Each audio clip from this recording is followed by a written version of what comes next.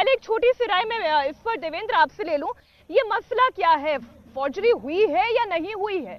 देखिए, जैसा कि ऑब्जेक्शन किया गया उस समय जब राघव चड्ढा ने ये प्रस्ताव दिया था कि बेसिकली इस बिल को सेलेक्ट कमेटी को भेजा जाना चाहिए, उसमें उन्होंने अपनी तरफ से 5 से ज्यादा नाम सुझाए थे, 6 या 7 नाम उसमें सुझाए हुए थे, जिसमें अलग अलग दल के लोग थे, जिसमें से 3 सांसद बीजेपी के थे, बीजेडी के सांसद सस्मित पात्रा थे, वाईएसआरसीपी के भी एक सांसद थे वहां पे, और सबका ये कहना था कि उनसे पूछा तक नहीं गया। तो ऐसे में आप मैसेजिंग ये दे रहे थे उस प्रस्ताव को सेलेक्ट कमेटी को भेजने के नहीं, लेकिन राघव चड्ढा ये कह रहे हैं कि ये कहीं रूल है ही नहीं, ना पूछना चाहिए, ना पूछना होता है, ना साइन कराना होता है और ना ही इंटीमेट करना होता है। सिग्नेचर की जरूरत नहीं है, लेकिन 72(2) जिसका सस्मित पात्रा ने हाउस में उल्लेख भी किया था, उनका ये कहना था कि बिना सदस्य के कंसेंट के ये कैसे कर दिया गया, ये हमारे विशेषाधिकार का उल्लंघन है। और उसमें आप कॉमन सेंस के आधार पर सोचें कि किसी ऐसे सदस्य का नाम आप ले रहे हैं उस प्रस्ताव के लिए जिस प्रस्ताव के बारे में उसे मालूम ही नहीं, तो एक तरह से आप उसका ओपिनियन दे रहे हैं कि ये भी हमारे साथ हैं, ये इस बिल को सेलेक्ट कमेटी में भेजना चाहते हैं। तो ये तो सिंपल लॉजिक के आधार पर अगर देखा जाए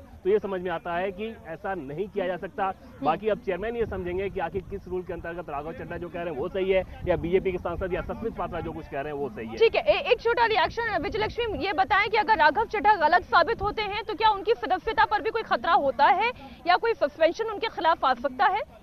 देखिए, अगर प्रिविलेज का मामला है और अगर प्रिविलेज में वो दोषी पाए जाते हैं तो उसके गंभीर परिणाम जो हैं वो हो सकते हैं। तो देखना होगा कि इसमें चेयर का क्या रुख रहता है, क्योंकि प्रिविलेज अगर पाया जाता है तो उसमें सदस्यता रद्द होने से लेकर के तमाम प्रावधान जो है वो होते हैं। तो अभी हालांकि आम आदमी पार्टी की तरफ से मीनाक्षी बार बार कहा जा रहा है कि कहीं पर भी उन्होंने सिग्नेचर नहीं कराए और रूल में कहीं भी ये बाध्यता नहीं है जिसकी बात राघव चड्ढा करें कि आपको जो है वो जानकारी देनी हो। हालांकि जैसा देवेंद्र ने कहा कि ये बहुत ही इलॉजिकल लगता है कि आप किसी के नाम का इस्तेमाल करें और उस व्यक्ति को इस बात का इल्म ही ना हो कि उसके नाम को आप किसी सिलेक्ट कमेटी में जो गठन होना चाहिए उसके लिए डाल रहे हैं।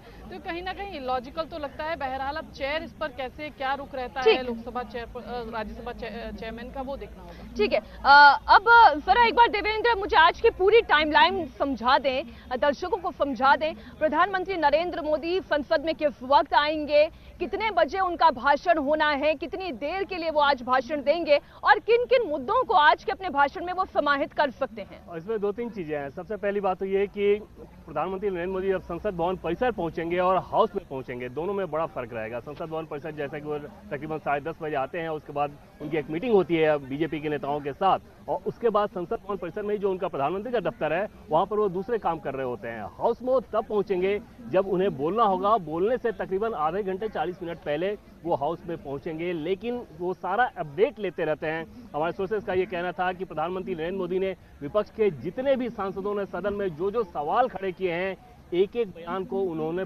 पढ़ा है ताकि वो प्रधानमंत्री के तौर पे उनका जवाब दे सके और ठीक तरीके से जवाब दे सके। और दूसरी चीज कि बीजेपी के प्रवक्ताओं की तरफ से अगर बात करें, बीजेपी के वक्ताओं की तरफ से बात करें, तो आज जो वक्ता होंगे उसमें 2 केंद्रीय मंत्री निर्मला सीतारमण और ज्योतिरादित्य सिंधिया, जो कि मध्य प्रदेश से आते हैं। ज्योतिरादित्य सिंधिया इसलिए उनको रखा गया, समझा जा सकता है कि आगे वहां चुनाव भी होने हैं, तो ज्योतिरादित्य सिंधिया का जो स्पीच रहेगा वो कितना महत्वपूर्ण मध्य प्रदेश के लिहाज से भी रहेगा देश के अलावा। इसके अलावा सांसदों की बात करें तो उसमें 2 सांसद होंगे, एक राज्यवर्धन सिंह राठौर जो कि राजस्थान से आते हैं और दूसरा रमेश विधुड़ी जो कि दिल्ली के सांसद के तौर पे उनको जगह दी गई है बोलने के लिए। तो कुल मिलाकर बीजेपी की तरफ से 5 केंद्रीय मंत्री और 10 सांसदों का चयन किया गया था इस लिहाज से कि जो राष्ट्रीय मुद्दे हैं उनको तो आप एड्रेस करें ही, राज्यों में भी जो यथासंभव प्रतिनिधित्व दिया जा सके प्रासंगिकता के लिहाज से, अभी के समीचीनता के लिहाज से वो दिया जा सके।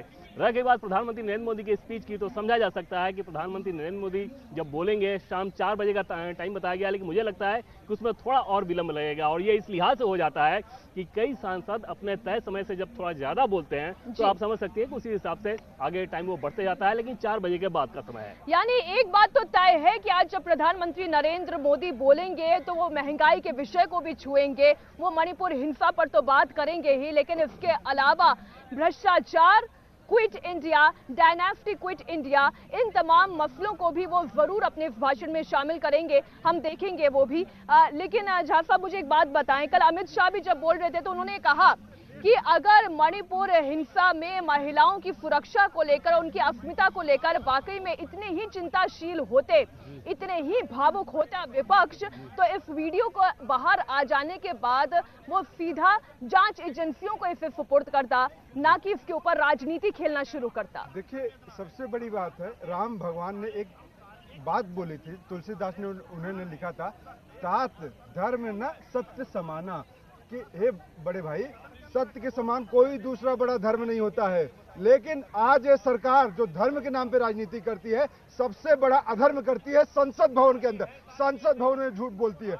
ये वीडियो पब्लिक में था, सबके पास था। सरकार सो रही थी क्या?